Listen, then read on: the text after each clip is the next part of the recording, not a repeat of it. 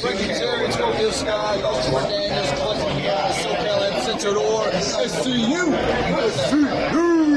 This is Isaiah Cassidy. I'm Mark Lynn, and we're Private Podcast. And this is the All Elite Podcast, And you're listening to the All Elite Podcast, which happens to be the worst podcast I've ever been on. SCU.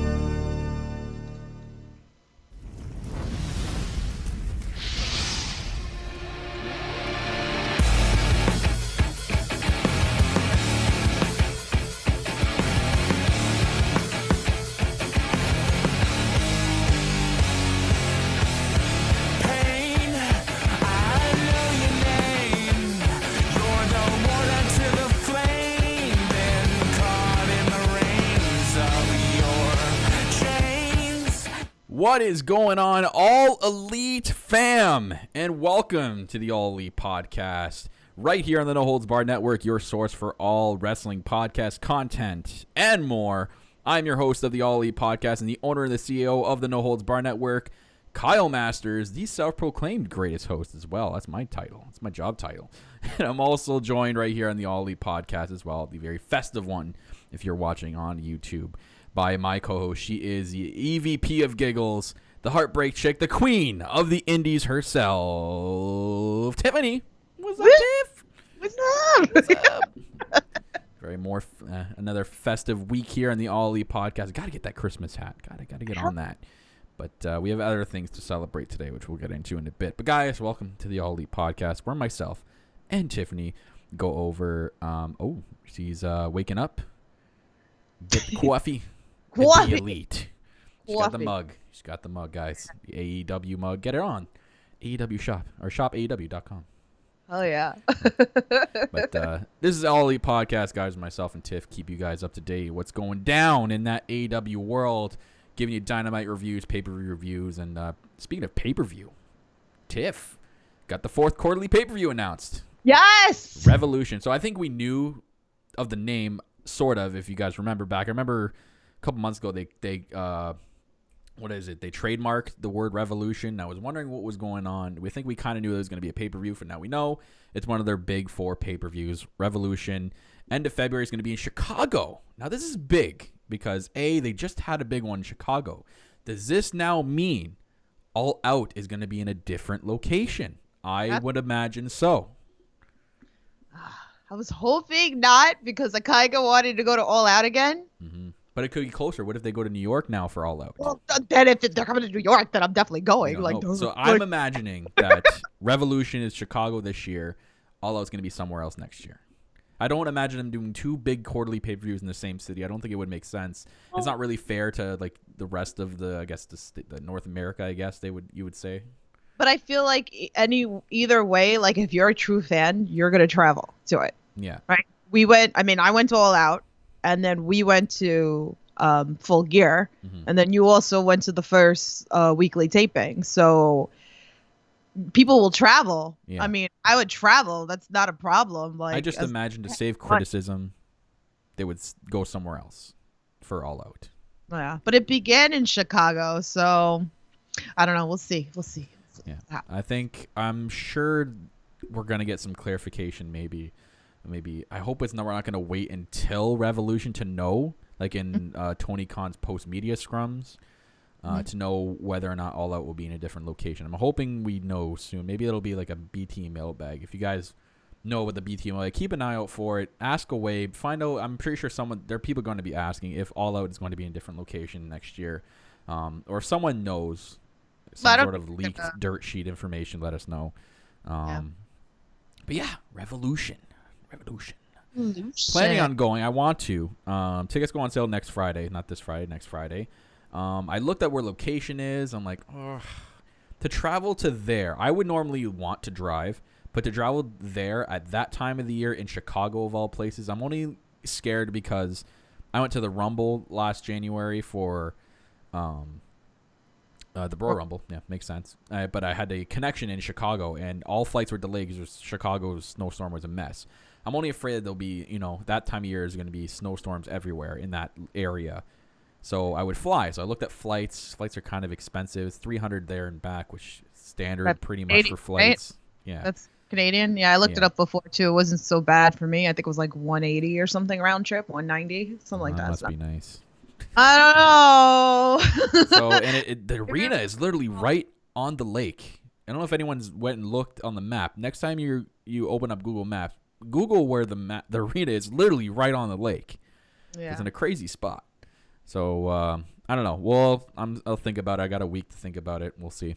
But I really wanted to do All Out. That was my original plan for 2020 was to do the All Out weekend and go to Chicago. But if Revolution is in Chicago, I don't know. I want to go to All Out if they do All Out.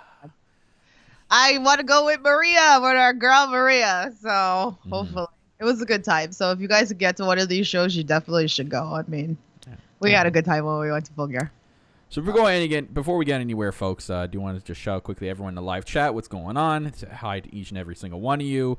I'm sure you had some sort of play in this. The Wrestling Podcast Awards were not too long ago, run by Russell Hub and hosted by Rant with Ant, who's actually now back on a monthly basis doing a wrestling podcast for Russell Hub. So congrats to him and welcome back, buddy Rant there, getting back into the podcast scene.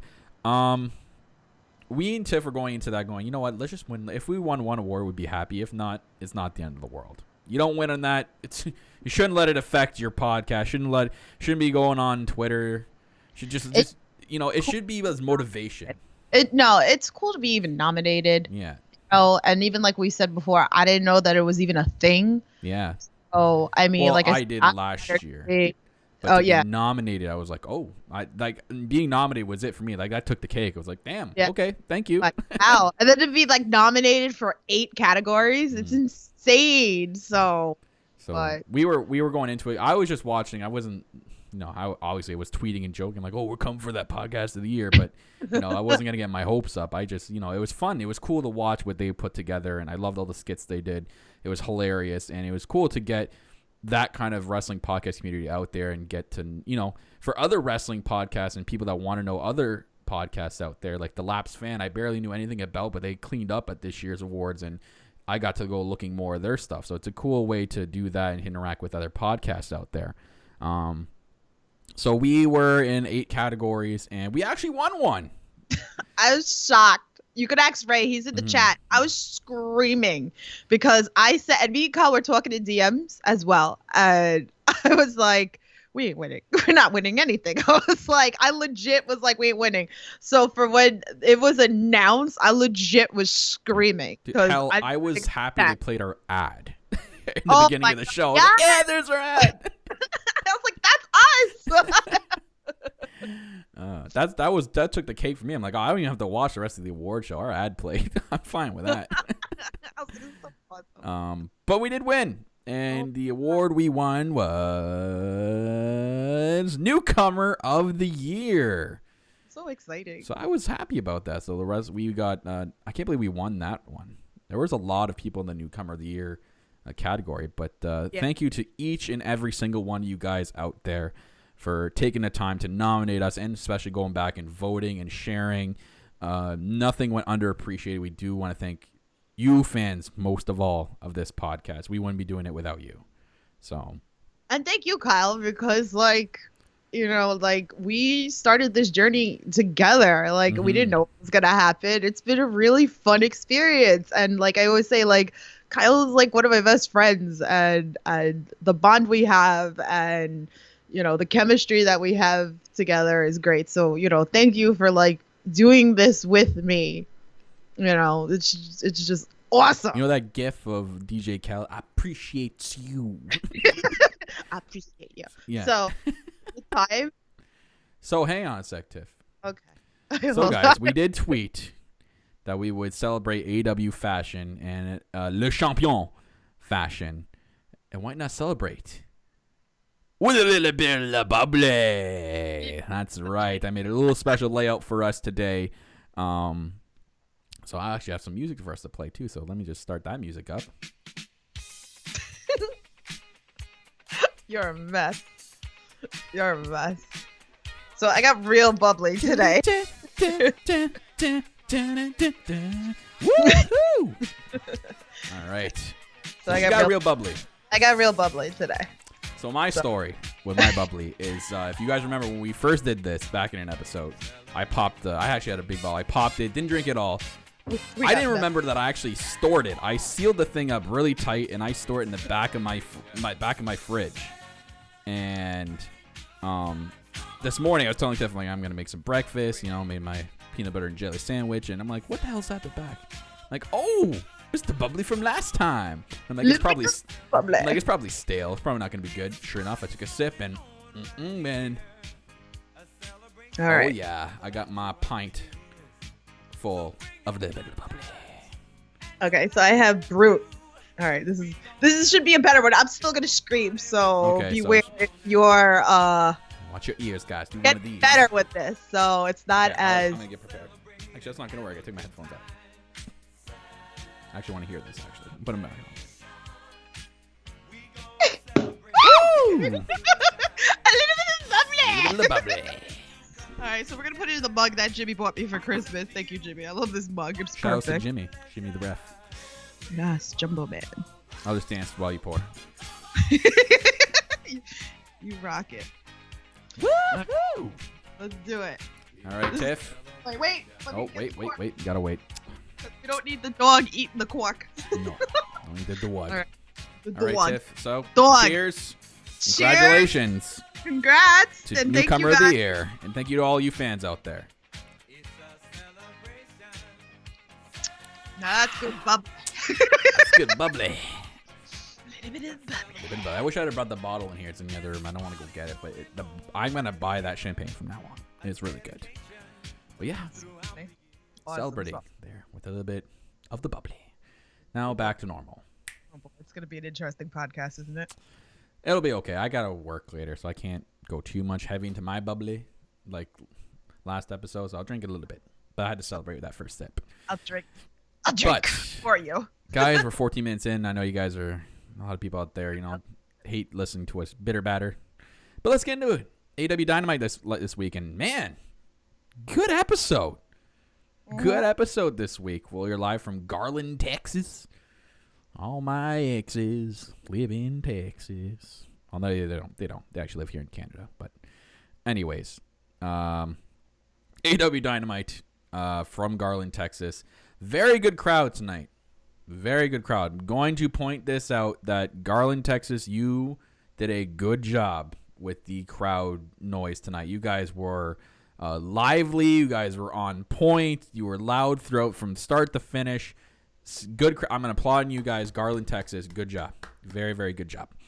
Our boy, Smart to Death, Anthony, was there. He was giving. Oh, he was there. He was there live. Oh, yeah. Okay, I didn't know if he lived near Garland. I know they were going to Corpus. Was it Corpus Christi? I can't say it. Corpus Christi. My littered ass can't say it. That place next week. But live from Garland this week, and we opened up hot. We had John Moxley with your boy Reynolds, who actually we have something to talk about later on with him, which is interesting. I'm glad that they're featuring those two. I'm assuming they're going to be all elite soon. Yeah, I was having this conversation with Ray before, and I was like, I'm assuming like they're finishing their indie tour and that they're going to be signed because they're being featured so much. So I'm assuming because they're still running in the indies right now. So I know Silver was just at Beyond Wrestling. Was it last week? So I'm sure it's gonna happen. It's just I think that's what it is. I think it's that they're fulfilling their tour. Okay, so 5 second match though. Poor Reynolds. And he gets paradigm shifted, and it's over. But the real story came out after. Jericho came out with the Inner Circle. And, no, excuse me, a little bit bubbly, man. It makes they get the bubbly burps going on. They come out. Jericho gets in the ring. Inner Circle kind of surrounds the ring. So, not really in the ring. So, kind of Mox still has to have his guard up.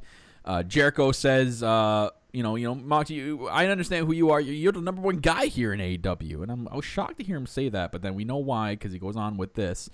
He talks about their history together and how Moxley used to come to advice for Jericho. He was like mentioning back when you had your bull haircut. Basically saying he taught Moxley how to become a main event star, and that's what he is today. So big props from Jericho there. Jericho says Mox needs to teach him how to harness this new power he has and make it work out for him. And then he asks Moxley to join the Inner Circle. And I'm like, oh, okay, this is a good twist.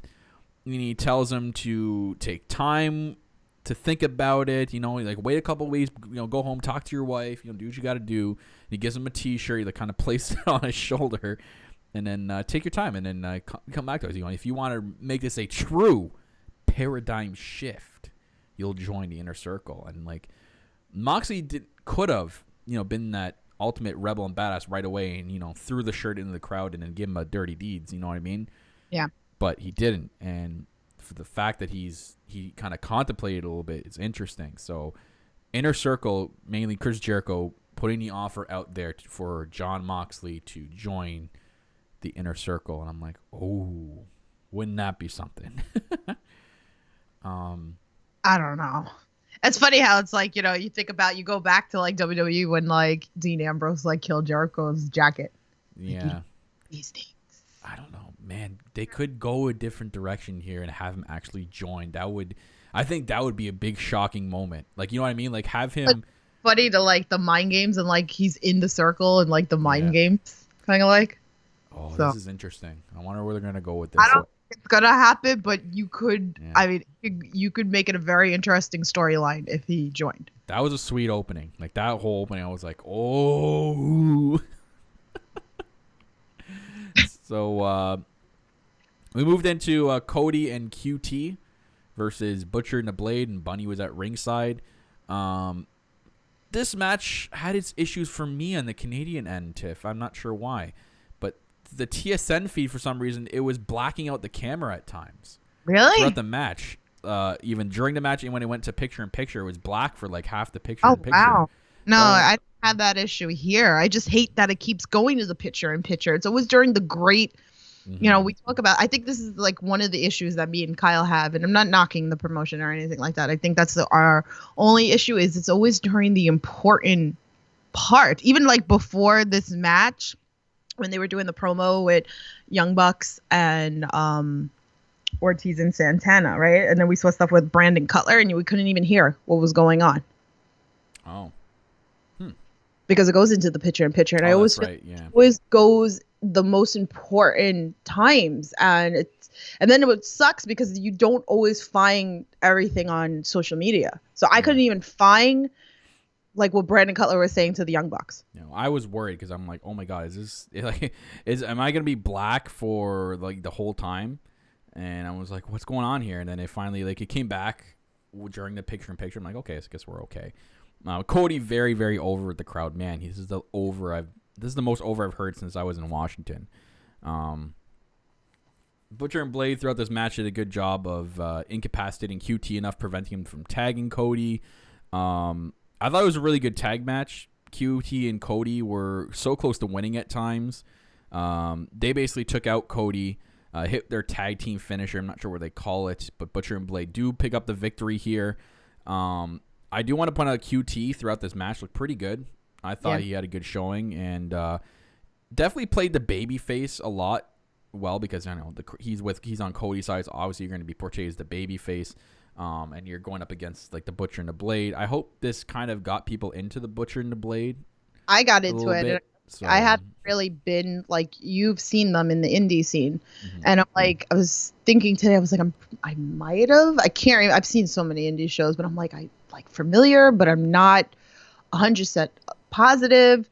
But I love also like Allie like playing roles in this too, and I love her character like this and grabbing QT's leg and.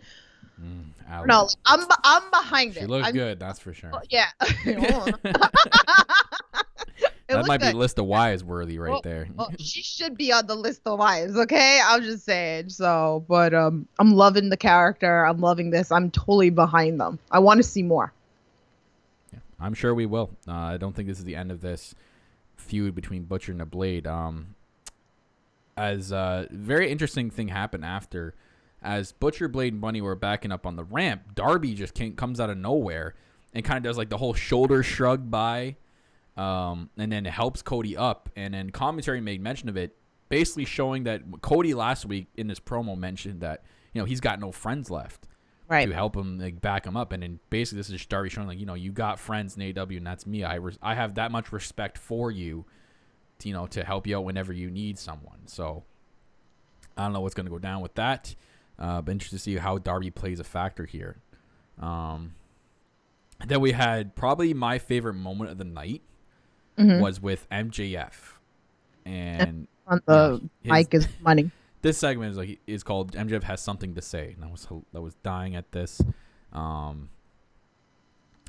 He has an in-ring promo, and he asked the one AEW ring crew guy. They called him like Cord guy. I think he called him. Yeah, Cord guy. And I recognized him. He was the one. I remember he had something he did last week too. He brought something to the ring or something. I don't know. I've seen him a lot around using like being the elite and stuff. So he gets asked to come into the ring. He says, "I seen you laughing about when Cody was talking about MJF botching the Crossroads and." Basically, he wants an apology from him and says, you know, you have to kiss the ring. The guy actually kissed it, which I was shocked he was going to. I thought he was just going to get, you know, just attacked right away. But MJF actually hits the Crossroads, but they're calling it commentary the double cross, which is hilarious and great. I love that. Yeah. MJF gets on the mic. He says he enjoyed Cody's business proposal that he did last week. But I said, you know, I don't need any of that. Like, I got more money than I can even count. And saying like, oh, I don't need any of your things to want to face you. He wants Cody to suffer. That's what he wants from Cody. He talks about Cody calling him a fake Chris Jericho. He brings that up. Starts ripping apart Cody here, and this kind of sucked for me again for a bit on the Canadian end. They were bleeping out a lot of stuff whenever the crowd would chant something with a swear word. I couldn't hear what MJF was saying because the sound would cut off. Yeah, that's what's happening here too. It's not just you. I don't like that. What did he say? Like, yeah. If you're, you know what I mean? Like I don't even think WWE cuts off when the crowd's swearing, so I wouldn't do that either. I don't know if that's a network thing or what, but that's it really really bugged me a lot. And because he starts ripping about Cody, he brings up the word fake. And like, you know, saying how like Cody called him fake. Then he does something, I guess, in wrestling that doesn't, I guess, is according to a lot of people out there, that this doesn't go well when heels do this. And it's kind of like one of those things in wrestling where you don't do. But MJF starts making fun of Cody's lisp. Yeah. And I'm like, oh God. And he's like, what are you gonna do, Cody? You and Cody gonna fire me? You know? And he like starts begging Cody to fire him, but he's like, I know you won't. And then MJF does agree to face Cody, but he's like, but I got some stipulations. And he's like, but I'm not going to say I'm here in this white hick town. And then the crowd starts booing him. He says on January 1st in Jacksonville, the stipulations will be read. So we got to wait until that January 1st homecoming AEW episode to see what the stipulations are going to be. And I'm interested to see what they're going to be for this. Oh, the cliffhanger. I need to know. I wonder what a stipulation is going to be. It's probably gonna be like something crazy. Like he's got to have both hands tied behind his back, or he's going to be like, you have to win like 20 matches by Revolution in order to face me. You know what? It's going to be something crazy. Yeah. So I hope they don't mess that up. I really hope it's actually a really cool stipulation. Like it's something that's, you know, we'd be like, okay, I can get behind that. So we'll see where that goes. But I'm loving this whole storyline. And I love how they're building it. This is going to be a continuing build. I don't know if it's going to be resolved at Revolution, or are they going to wait all the way till Double or Nothing? I think we're going to get it at Revolution. Maybe. I thought about it, and I'm like, what if MJF by then gets a title match at Revolution, ends up winning the title, and then him and Cody have the championship match they build it all the way to Double or Nothing. Well, Ray thinks that it's going to be Cody's career on the line. Yeah. We were talking about that last night. It makes sense, right? Like he's like, I can't face you know, I can't, you know, you can't face the championship anymore. How about we'll make a stipulation where you can this one time, but if you lose, now your career is done. You can't wrestle ever again. So, Boy. Dum, dum, dum. Yeah. So I'm loving that. No, we had a new Dark Order promo. I and love this it. involved your bud, Alex Reynolds. Yes. And I'm like, they showed the hotel room. I'm like, wait, who didn't we just? I seen him familiar right away, and I'm like, oh wait, that's Alex Reynolds. Yeah. And then he's in the hotel room, and he's got like that generic concierge TV thing playing. And, Yeah. But it's a guy from the Dark Order promos, and he starts encouraging Alex. Aren't you tired of losing, Alex? Yeah, I'm talking to you. And he starts talking to the TV. Would you like some complimentary toothpaste? Yeah. Pick it up downstairs. You want to stop losing? Do you want some complimentary toothpaste? Do you want to start winning matches? Would you like a complimentary towel? So we had the mix of concierge and trying to join the Dark Order mixed in there. And then his partner comes in. John Silver. And then he's like, who are you talking to? And he's like, the TV. It's like talking to me. So Alex Reynolds. I wonder. Now this is interesting because we saw what happened on Being the Elite this week. Right at the end, some random hand just took the thing out. We don't know what that hand was. A lot of people are speculating to be Hangman Page. I've seen people speculate it to be Dustin for whatever reason. I saw people saying it could be Marty Scurll, and I'm like, Whoop, whoop. I don't know. I can't wait. It'd be a good way to boost up the Dark Order. Like they actually have an emperor, like an actual, instead of Evil Uno, it's actually Marty Scurll the whole time. Join Dark Order. So, yeah, I think you'd be joining. Tiff would become a creeper. You should be wearing a mask here on the air. While like that'd be weird. I don't know if I could podcast with you at that point. I might have to just be like, okay, we have to do this not over Skype. I can't look. I was dying the other day because I'm thinking about John Silver. Queen put a tweet out because she was doing a watch along for after AEW Dark, and she tagged Joey Silver, not John Silver. God. And I loved it because you don't understand how many people confuse it. Because even me talking about Joey Silver to people, they're like, John Silver, because they don't know who Joey Silver is. They're like, John Silver's like, oh, Joey Silver. So it's so funny because Joey Silver responded and was like, I got brolic, bro. Like, I was dying. I was like, I love it. I just love it. So that's funny. Then we had a really, really, really, and I'm going to quote this again, really good women's match last night. We had Big Swole versus Emi Sakura. And we had Hikaru Shida watching from the crowd. That was a new way for her. That was a new thing. She quoted, like, she tweeted, that was the first time she's ever watched a wrestling match, like, in the crowd while being part of a company. And she said she liked it. And she said she liked being with the fans, which is really cool as well. The Swole story from AEW Dark. If no one caught AEW Dark this week, please go back and watch Swole's story. Really, really heartwarming and touchy and I didn't know that about her either. How she basically got brought back to life. Like she said she joked, like my mom jokes, like I've had 2 birthdays.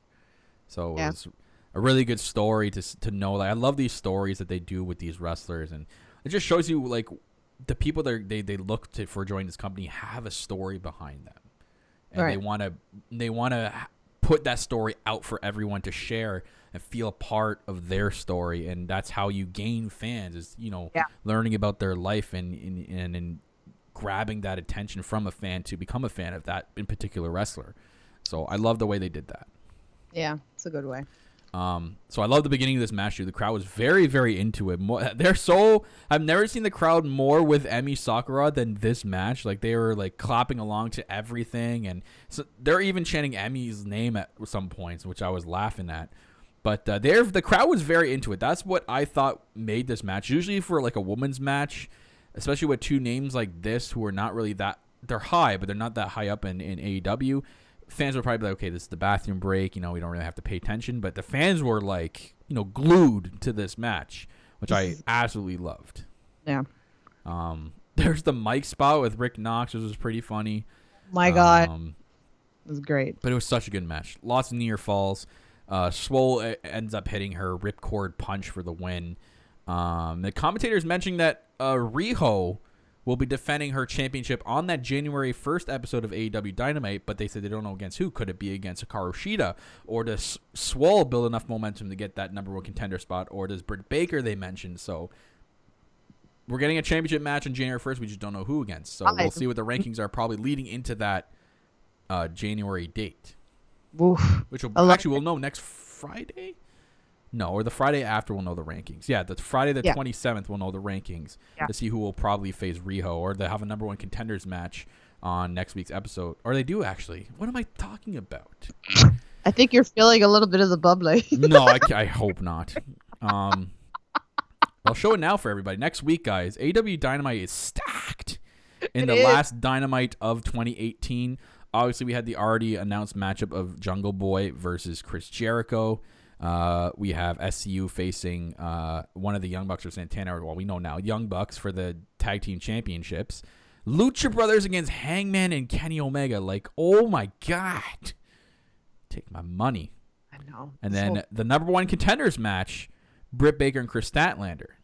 So I'm excited. My girl, I love her. So yeah, I'm slightly confused by this.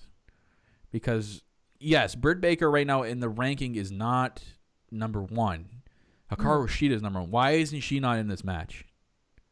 Why is Hikaru Shida not in this match? I don't get that. Big baby, she'll interfere. I don't know, but, like, why is she not... why is Hikaru Shida not in this match? And why did they talk up Big Swole maybe getting a number one contenders match, and they brought up the Riho title during that match if she's not even in that number one contenders match either? I know Chris Statlander is new. She's only won one match. Yeah. Why is she in a number one contenders match with Britt Baker? Oh my God, it's true. It's like, why are people complaining on the women's match? And it's true because I seen that on Twitter as well. And it drives me crazy because, but this is what I talk about. Even like other matches and like people are just not behind it. And I'm like, don't you witness? Like I'm feeling the fucking champagne right now. Don't you witness this amazing matches? Like I get hyped for this. This was good. And I critique it because I watch it with like a close eye to make sure that I know what I'm gonna critique. And this was a really good match. I don't understand what people had a problem with. I have a problem with how they chose the number one contenders. That's kind of like, okay, like what Chris Taylor had a good match. She had her first win, but what has she actually done to deserve that number one contenders match? Well, Hikaru Shida has been sitting there for 2 weeks. You know what I mean? Like. The women's division's so stacked. That doesn't make sense, though. You can have a stacked division, but you need to have continuity. There needs to be clarification as to why there's not Hikaru Shida in there. Don't yell at me. I'm trying to. That's not a good answer. That's not a good answer. He's like, why is she not in there? Oh, they have a good division. What? That's like the generic WWE answer. I'm behind my girl, okay? I'm behind my girl, just like I'm behind Private Party, okay? I don't care. I'm gonna be behind my peeps. I have a problem with this. That's all. So we had Pac backstage, or Pac, looking for an opportunity in AEW. He's only faced Injustice though, and he gives a final warning to AEW and Kenny that he wants the rubber match between those two, or else AEW is going to face repercussions. And I'm like, oh, okay. I thought he was going to interfere in right after this, because right after we had Omega and Hangman versus Kip Sabian and Shawn Spears. Interesting tag matchup. So I was wondering why they paired those two together, because they did announce it earlier in the night as to they were going to pair together. And then we find out Tully cuts a promo, and he says he's keeping an eye on Kip Sabian because he wants to look for a tag team partner for Shawn Spears. So Shawn Spears and Tully are on the look for a tag team partner. So that's interesting. So they want to go at a shot at the tag team titles. So I like that. That's going to be different for Shawn Spears. Hopefully they do find somebody. You think something crazy will happen? Like Joey Janela joins Shawn Spears or something? That'd be interesting. Because Tully was supposed to be coming out with Shawn Spears' entrance to do a whole entrance gimmick. Mm-hmm. And like Spears took his head off, and you're looking back going, what the hell? Where is he? So I was weirded out by this too, because commentary didn't really make mention. I was like, okay, so I was just weirded out. Anyways, as for the match itself, this was such a good match. Very good start of the opening. That little chop spot they did with Kenny, Hangman, and Kip was hilarious. Yeah. Poor Kip, man. His chest must have been on fire. Penelope and her spots were great too. Like, yeah, her little Hurricane Rana. Yeah. She's really good in the ring. I mean, I appreciate her. I would like to see more of her in the ring. Mm-hmm. I don't know how you feel about it, but I would definitely like to see her more. She likes the, I don't know, maybe she enjoys a managerial role. It fits the whole Sabian, and they fit together so good. I like the whole badass look they have. I also gotta say this again. I got flack a little bit for it on Twitter. Sean Spears, okay, guys, underrated. Just saying. I really feel you guys don't give him the time of day, and you really, please watch him closely in the ring. He may not be flashy with the jumps and the flips and the whatever, but it's his in-ring work that stands out, and he does a perfect job at the tactics. His showmanship in the ring is so good. He plays the heel character so good. You must watch him closely and stop watching him like you're expecting him to do a Kenny Omega flip or something, or a Young Bucks flip. He's not about that. Don't be mean to Kyle's boy, okay? Yeah. Don't be mean to the fellow Canadian, okay? He's so good at the in-ring work. He really is good. He really is good. I agree with you. I think that he doesn't get enough credit, and he's really good. So next time you guys want to criticize him, watch him closely. Watch him, please, closely. Kenny was so good in this match. He's still proving that he's the best in the world. Spears and Sabian, good tag team tactics at getting the ref distracted a lot. I love that. The lights go out at one point. Oh my and God. when they come back on, Tully is tied up on stage with Janelle. I don't know what was going on with Janela's hair. I was like, what is that? That's what he does. He does little crazy shit. So, like, I'm not surprised. I liked it. He was one skirt away from being a perfect cross-dresser. Like, I don't know what was going on with that hair. I thought it was a woman at first. I'm just saying. Very feminine look for Janela. But, you know, this obviously struck a nerve with Spears. He came running. They start fighting towards the back. So Sabian's basically left with no partner. He gets V-triggered. But this is an interesting end to this match. So he gets V-triggered, and then Hangman tags himself in. And Kenny's like, oh, okay. And then he does the buckshot lariat for the win. So this was an interesting ending. This was done on purpose, obviously, and I'm wondering what's going to happen. And now we have those two tagging together next week against the Lucha Brothers. I told Tiff off air, I guarantee you next week it's going to be Kenny tagging himself in, and then it's probably going to be like off the buckshot lariat. He's going to go do it, but then Kenny's going to hit him while he does the flip, and then he's going to do the lariat, then Kenny's going to get in and do his finishing move. I think that's what's going to go down. There's going to be like a little... I still like the thought of, like, Hangman Page going heel. I feel like he needs something, and I think, like, it would be very interesting to see him heel. But can you imagine, like, he turns heel, and then Marty Scurll comes back and teams with him, and then you have that as a tag team? Maybe. I would love that. I love that idea. I just know that you can tell there's a little awkwardness between the two. They were working together, but they weren't working together. Yeah. So I'm interested to see where they go from here with that. We had a Brandy promo, which I thought was really, really good. Yeah. Talks about everyone that comes in her way, mentioning a bunch of stuff, and she mentioned her husband, and she like ripped him apart a little bit, like calling him like a little like pawn, like a little follower. You know, he needs to go be himself. So the fact that they mentioned that was, I think, really cool and really good to make the promo even more legit. She basically said the family is almost complete, and they showed the girl from last week, but then there's this random bald guy, and then she's like, no, we won't show this yet.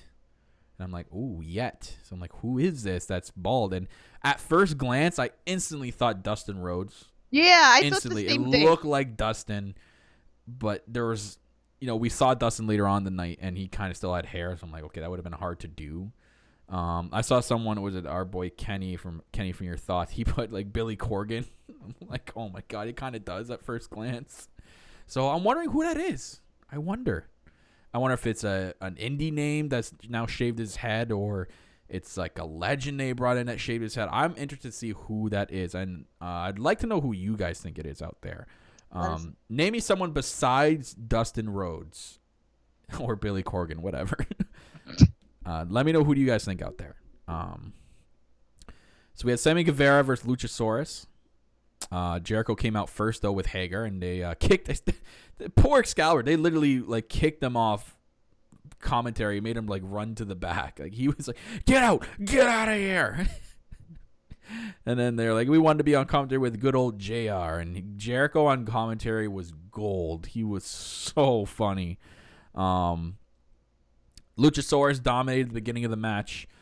Sammy did gain momentum during the picture-in-picture. He even started vlogging some of his shots.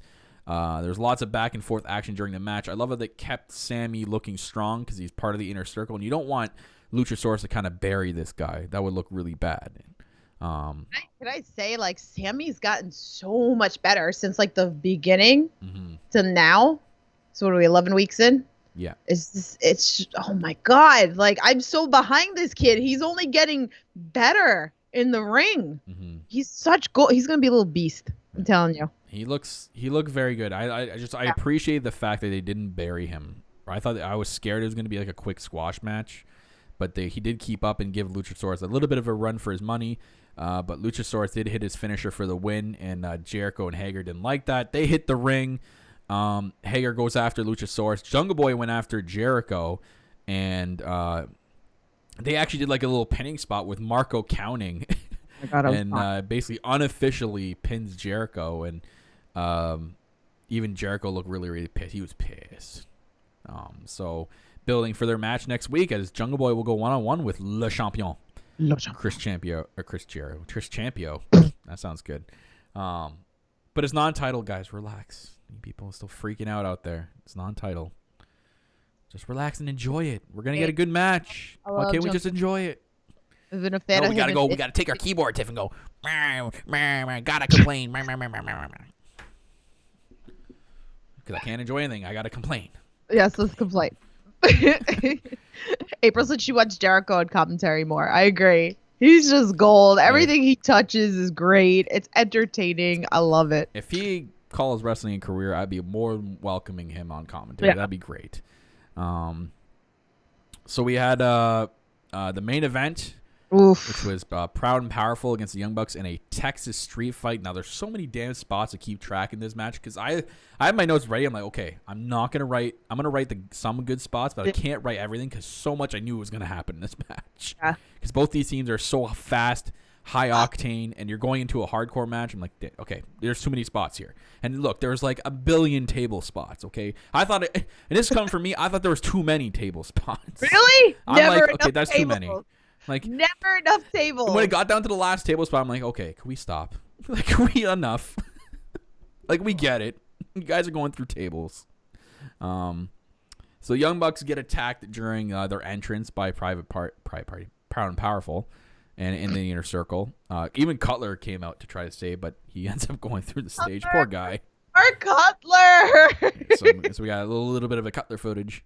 I called it before he even came out. I was like, Cutler's coming out, and he did, and I was like, oh, Cutler footage. He's not doing too good in the saves for the Young Bucks. So the Indie Taker happens to Sammy G around the stage. It sounded really. I know it's the knees hitting the stage, but kind of like when you look at it at first glance, you think it's the head making that noise on the stage. I'm like, oh. One of those cringe moments. There's a table spot with Ortiz. Was it Nick that jumped off the top of the little tunnel there? Yeah. And Ortiz was able to kick out. Eventually, they made their way to the ring. SU is actually at ringside, and you had Scorpio eating popcorn, and they're watching this match closely because they announced actually before this. I forgot to mention that the winner of this tag team match was going to face SU next week for the tag team championships. So they're out on ringside looking closely. So they're finally in the ring. A bunch of crazy spots ensue, like so many weapon and table spots to even keep track of. But all of them were done very, very good. During the picture-in-picture, it was basically Proud and Powerful dominating the Young Bucks throughout. They came back. Young Bucks started getting their momentum back. Poor referee Rick Knox. Our boy Rick Knox got his head kicked clean off. Nick kicked his head, and it ended up going into the 300s. Rick Knox's head is gone. Like, I don't know if they found it or not, but Rick Knox's head got kicked right off as he went for the kick on Ortiz, and he ducked. And so there was no referee. Hager and Dustin Rhodes came out and Hager and him started fighting all the way towards the back. We finally get a ref. It's Aubrey. Crowd goes nuts. Aubrey's so well loved with the fans. It's crazy. It's crazy how much a referee is over. I know. Love it. It's all family. Yeah. The one spot I wrote down where Nick and it happened with Rick Knox. Rick Knox got pulled out for a pin by Jake Hager. So Nick returns the favor and actually pulls Aubrey away for the 3 count. And she's like, "What the hell, man?" He's like, "Man, like I had to. I'm trying to win here. There's no rules." Eventually, they hit a Meltzer driver on 2 chairs placed in the middle of the ring, and the Young Bucks win. And they will face SCU next week. Such an insane matchup, especially next week. It's going to be just as insane, and SCU and Young Bucks have a stare down the ring. That's how we end the show. Simple but sweet. Yes, I love it. I love it. Good shit. It's good shit. Such good shit, AEW. That's you. The tag team matches. It's good shit. Sorry, Tiff. But yeah, so I enjoyed Dynamite this week. Love the ending. Love the build for next week. We have 4 Unreal matches with more whatever they're going to add to it for the last AEW of 2019. But sure to go off with a bang. Pun intended. Dynamite. So I'm excited for next week in Corpus Christi, Texas. I said it right there. All right. Take my money. And then we go into the new year in Jacksonville. We have Bash at the Beach in Miami. There's going to be a lot of good shows coming up in January, and now with the Revolution pay-per-view to build towards. We basically have like a 3-month or 2, but basically a 3-month build starting. 2 months. No, 1, 2. Yeah, 2-month build starting today until the end of February. So I'm glad. I can't wait for Revolution. Yes. Take my money. I'll see if I can go. They might have taken my money if I can decide to go. We'll see. Other than that, guys, do the feature tweet. It is the holiday season. And you're going to want to go up to shopaew.com. And on shopaew.com, you're going to get your awesome AEW Christmas sweater. The ugly Christmas sweater. Get it now. Available at shopaew.com. It's not an ugly sweater, though. I like it. It's not ugly. But it's referred to as an ugly Christmas sweater. That's the name. Do the feature tweet. Yeah, tweet of the night, guys. So we asked you. We're going to do this every week, guys. Look out for that tweet at the end of Dynamite. We'll feature a tweet that we thought was really good. Can be funny. Could be awesome. We picked this tweet because it was liked by a couple people tagged in it. So just had to for that case. So tweet of the night goes to Sid at Andy99174657. Don't know if those numbers have significance, but I hope they do to you, Andy.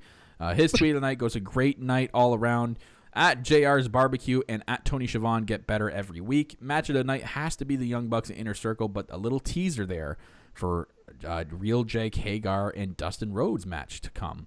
Would be fantastic. Extra note: Jericho can come too. And I'm pretty sure it was Hagar, Dustin Rhodes, and JR. All 3 like this tweet.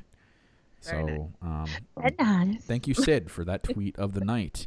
And we'll retweet it after the show's done there to get some more popularity.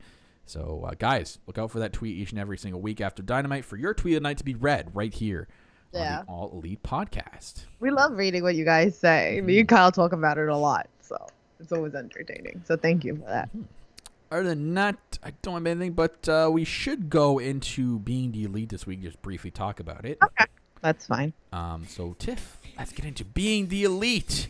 Review. All right. AEP fans are ready to hear it. Look at them. They're so excited to hear that Being the Elite review done by the All Elite Podcast. We're here in the home of the All AEP #1 fan and his fandom and his red scarf. I bet you it's that red scarf. It's that guy. But we're here for the Being the Elite review. Back to normal this week with the Being the Inner Circle last week with Being the Elite this week. I want more Being the Inner Circle, though. Not going to lie. I hope we do. I hope eventually they steal the camera again. Yes. It's entertaining. I love it. I love how we're getting featured of more roster that is not just like the main guys. That's what I'm loving in these episodes. But so we opened up, right, with Matt and Nick running And then Matt falls on the floor with Kenny Omega, and he's like that he needs to know about if he won the demographics. Yeah. And Kenny telling him it's not over. This is not a sprint; it's a race. It's a race. Yeah, that's the title episode was called Sprint. So Omega declares, "Game over." What were you thinking? Yeah. So the subtle shots they do in these episodes got to come to like them, guys. Not gonna change. Oh joy. Anyway, then we went into Matt on his phone. That shit is crazy. I love how like they do that and you seeing all the stuff. Names. Yeah, So. or like it goes, or is it spelled villain? Hashtag join Dark Order. Is Britt Baker a dentist? What is Triple H's net worth? And where do I find a villain? He's coming. I don't care what anybody says. I've been saying this for the longest. He's coming. Flip's coming. What? Kyle's on the Marty Skrull train like me. Yep. I don't know. So, but What is Triple H's net worth? That's an interesting search right there. Yeah. But yeah, so right, they were talking that what's going on with Hangman, right? And then the whole thing with like Kenny Omega. I love the part where Nick was like to Brendan Cutler, line. Yes, line. Oh yeah, that. Didn't they bring up the audio issues too, and how they need to fix that? Yeah, they know, guys. They know about the audio issues. They're fixing it. Relax. Well, but, it is what it is. So what we had, next scene was Michael Nakazawa at the gym when Kenny Omega walks in. Nakazawa says Shida gets booked all the time and asks why he doesn't. So Omega explained that Shida is a Joshi wrestler, so it's different. So he tells Nakazawa to kind of work on to work out more, that they need body guys and they'll get more opportunities to lift weights. And this was the most funniest thing, that he's like lifting the weights. What was it, like 5-10 pounds or whatever? And then Shida comes in, my girl, and being elite. Your girl. And she lives up to 25-pound dumbbells. Oh my god, I was dying. I was like, I love this scene. Yeah. So and then the purge happens. Yes, the purge happens. So it's it is right now. Purge is happening. Oh my god! And then Peter Avalon. This drives me crazy still. I want more Peter Avalon, and I will continue to preach this. I loved him in Wrestle Circus. I loved him as a heel. He is good in the ring. I hate that it's like he's become a jobber. But so he's explaining to Big Swole that he can't find Leva, that they gotta find Leva, and then she just shows up, and she was like, "Oh, I had to shoot a couple of shots, and I had to look for my phone." And then they walk away, and Big Swole pulls out her earbuds and looks around. It was the most funniest. I love it. I love her. I love her. What else did we had? We had a little bit of the Scorpio Sky. Oh my god! I'm so glad the bit's back with the chocolate, because you guys know this is my favorite freaking bit. The Quest bar. Oh my god, I freaking love it. This is why I brought the chocolate kiss to him. So now do you have to bring a Quest bar with you next time we meet him? No, I'm not doing that. It was the Hershey. The reason why I brought the Hershey kiss is because that is my favorite bit. This is my absolute favorite bit. Well, now I'm gonna bring a Quest bar for Scorpio Sky. We're gonna do a video where I'm gonna put it and he's gonna eat it off my hand. Oh, okay. I think we should.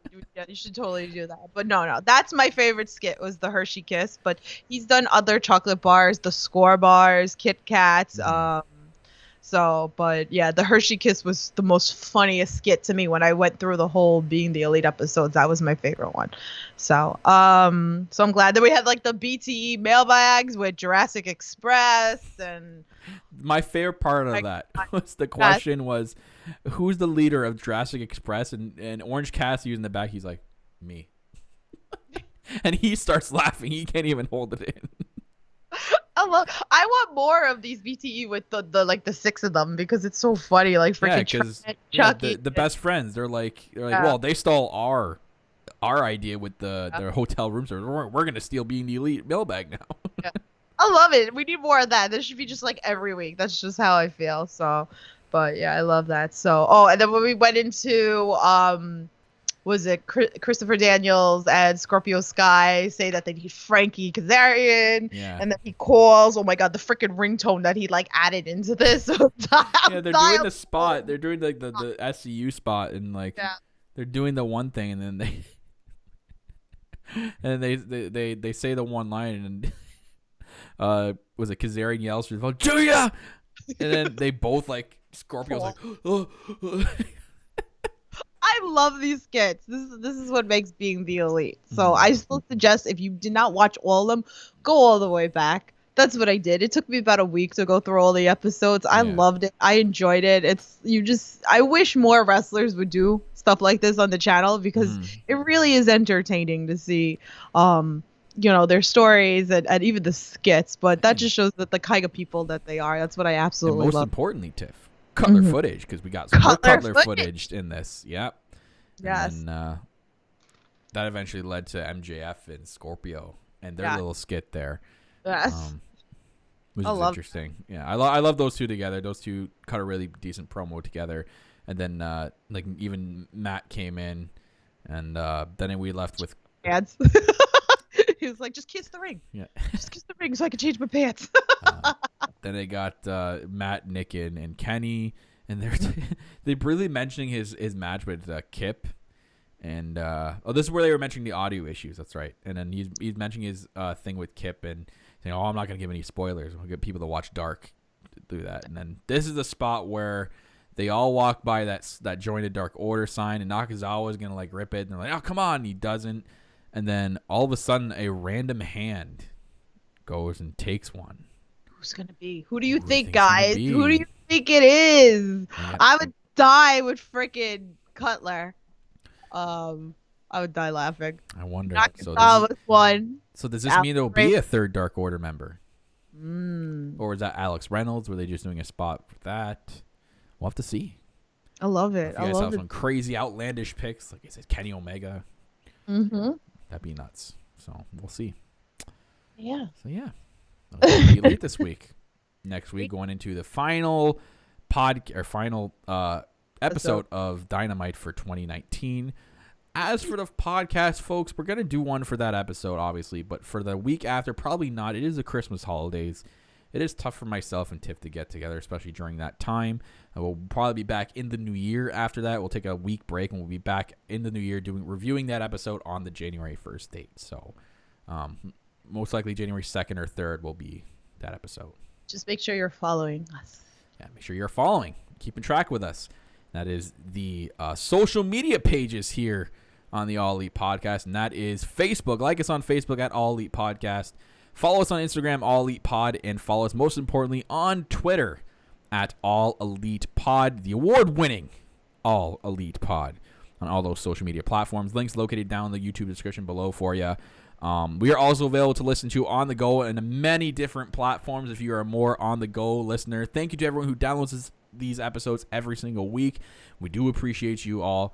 Some platforms include iHeartRadio, Spotify, Spreaker, Player FM, Google Podcasts, Apple Podcasts, Deezer, Castbox, Podcast Addict, and more, guys. We're located everywhere. Make sure you are searching up the No Holds Barred Network, and you will find the All Elite Podcast and other great shows like the Next Podcast covering NXT and Tiffany's new show, Indie Talks. Covering her world of the indie world, that she is now the indie queen. So before you go on, since we're talking about all the other shows, this Sunday I am hosting Under the Ropes. Ooh, another Under the Ropes coming to you, folks. So I will be hosting it alone. Kyle's not going to be joining me. So I'm actually interviewing a tag team called You're Awesome. So, or You're Awesome, however you want to say it. I am awesome, so I know.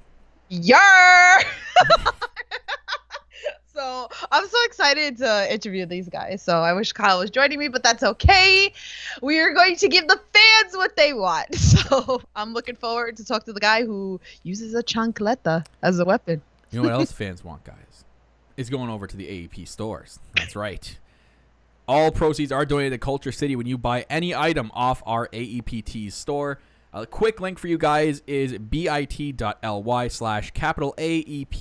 capital T, and then EES. Link is located down in the YouTube description below if you need help with that. Guys, great t-shirt store, and the material, I'm telling you right now, is amazing. I'm wearing the Kyle Masters Elite shirt.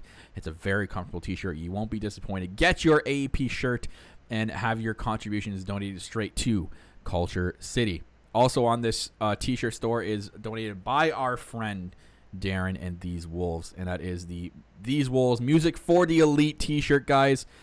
Go get your t-shirts now and buy them right now in the month of December, because right now all proceeds will go to a local animal shelter that he has in New Jersey, which is where he got his late dog. And again, his proceeds also go towards Culture City as well. So go check out the AEP store, guys. And like always, shout outs to Darren and These Wolves for singing the official theme song of the All Elite podcast, Dead to Me. Go check him out, guys, on Spotify and Google Play Music. And if the theme song you chose for Indie Talks, Beautifully Miserable, I listen to that song all the time now. It's so good. So shout outs to you, Darren. That song, so good. So yeah, this is the shirt, guys. Look at that. That beautiful t-shirt. T-shirt. Oof. Woof. Oof.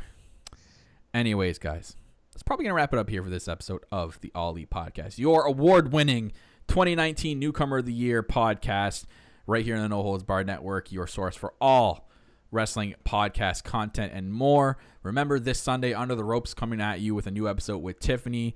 Indie Talks will be probably later on the later part of the month, and an NXT the next will be out shortly soon, I presume. Other than that, guys, that's going to wrap it up for this episode of the All Elite Podcast. I'm your host, as always, the self-proclaimed greatest host, Kyle Masters, and owner and CEO of the network. And I'm always joined by my co-host. She is the executive vice president of Giggles, the queen of the indies herself, Tiffany. So funny. It's bubbly. It's a little bit of the bubbly. So, guys, thank you for joining us. Thank you for celebrating with us. And thank you for voting and making us win the Newcomer of the Year. Much appreciated. We love you guys. And we'll see you next week. I don't know how the story